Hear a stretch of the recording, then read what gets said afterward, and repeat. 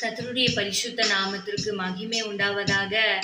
அநேக மனுஷனுடைய வார்த்தைகளை கேட்டு கேட்டு சோர்ந்து போய் இருக்கிற உங்களை பார்த்து இன்னைக்கு ஆண்டவர் சொல்லுகிறார், இந்த மனுஷங்க என்னை இப்படி பேசிட்டாங்களே, என்ன இப்படி காயப்படுத்திட்டாங்களே, உங்களோட வார்த்தை என்னுடைய இருதயத்தை உடைக்கிறதேன்னு சொல்லி அநேக வார்த்தைகளை கேட்டு கேட்டு உடைஞ்சு போய் இருக்கிற உங்களை பார்த்து இன்னைக்கு ஆண்டவர் சொல்லுகிறார், சொல்லப்படும் எல்லா வார்த்தைகளையும் கவனியாதே, கவனித்தான் உன் வேலைக்காரன் உன்னை நிந்திப்பதையும் கேள்விப்பட வேண்டியதாகும்.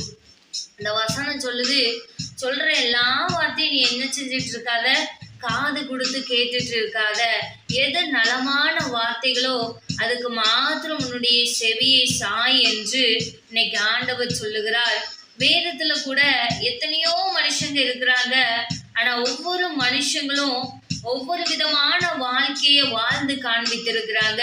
வேதத்துல ஒரு மனுஷன் இப்படியாக இருக்கிறாரு, அவருக்கு 2 கண்ணுமே தெரியாது, ஒரு வழி ஓரமா நின்று கொண்டு பிச்சை எடுத்து கொண்டு இருக்கிறார். அப்பொழுது அந்த வழியை இயேசு வருகிறார் என்று அவர் கேள்விப்பட்டுட்டு, தாவீதின் குமாரனே எனக்கு இறங்கும் சொல்லி அவர் சத்தமா கூப்பிடுறாரு. அப்ப கூட இருந்த மனுஷங்களை, ஐயே கண்ணு தெரியாத குருடனே, நீ என்ன இப்ப இயேசுவே இயேசுவேன்னு கூப்பிட்டு இருக்க, நீ அமைதியா இரு, நீ பேசாத, நீ அமைதியா இருன்னு சொல்லி கூட இருக்கிற ஜனங்கள் அவ்வளோ கேவலமா அந்த மனுஷனை பேசிக்கொண்டே இருக்கிறாங்க.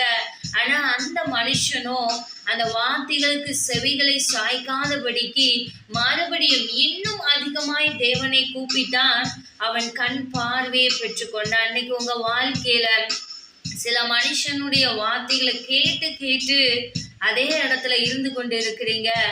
உன்னாலலாம் இதுல வெற்றி பெற முடியாது, நீ ரொம்ப ட்ரை பண்ணாத, உன்னால வெற்றி பெறவே முடியாது, நீ ஆண்டவரை நம்பி என்னத்தை கண்டன்னு சொல்லி கூட இன்னைக்கு கேட்கலாம். ஆனா ஆண்டவர் சொல்லுகிறார், நான் உன்னை மேன்மைப்படுத்துவேன் என்று சொல்லுகிறார்.